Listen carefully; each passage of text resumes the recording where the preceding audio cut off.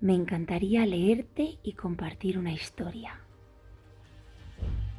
por si te puede ayudar o, bueno, simplemente me gustaría compartirla contigo que estás ahí.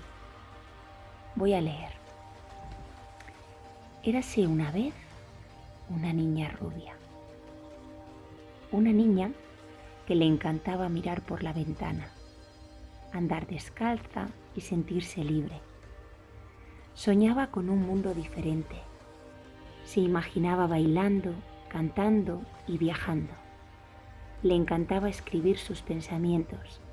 Dibujaba árboles y flores a todas horas y el rosa era su color preferido. Aquella niña rubia se sentía muy sola.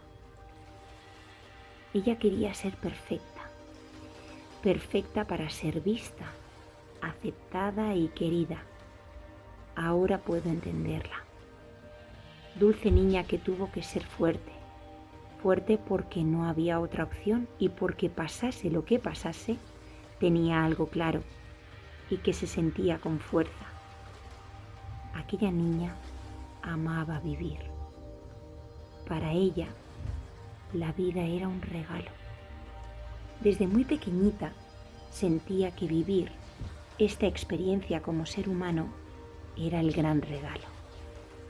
Y se aferraba a ese sentir, pasase lo que pasase.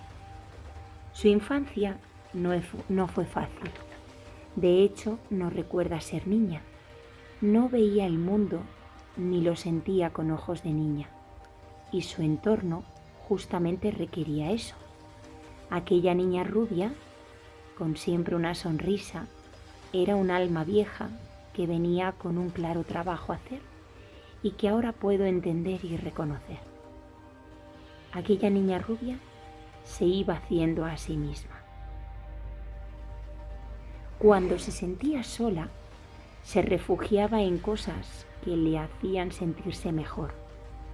Y mientras escribo su historia, me doy cuenta de la similitud y la sincronicidad. Y otra vez puedo entender. Desde muy pequeñita sentía una profunda conexión con lo invisible. Siempre sintió una gran necesidad de comunicarse con algo puro, algo abstracto, algo superior, algo que está por encima de todo. Dícese, algunos lo pueden llamar Dios, energía, universo. Como humana, también necesitaba refugiarse en cosas tangibles, en cosas materiales y algo que le proporcionase seguridad, algo que hiciese, que le ayudase a no sentirse tan sola. La comida fue su válvula de escape en muchos momentos. Y ahora, después de varios kilómetros recorridos en el camino, veo que su debilidad, su oscuridad, le darían su gran maestría. Si has estado en el infierno, si conoces sus entresijos, puedes entender y sentir desde el alma a quienes merodean por él.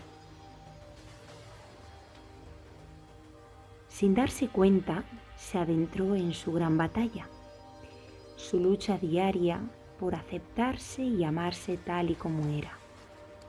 Aquella lucha tenía su luz y su oscuridad. Le hacía no bajar la guardia y mantenerse fuerte para poder lidiar con el entorno, pero al mismo tiempo se sentía vulnerable y autodestructiva. Fueron muchos años de aprendizaje. Tiempo no perdido, tiempo ganado. Aquella niña ahora siente que ganó, que esta lucha era solo contra ella, contra sí misma, que todos en algún momento de nuestra vida hemos sido víctimas y verdugos, que el entorno que nos rodea es el escenario perfecto para poder aprender, entender, sentir y ganar el gran aprendizaje.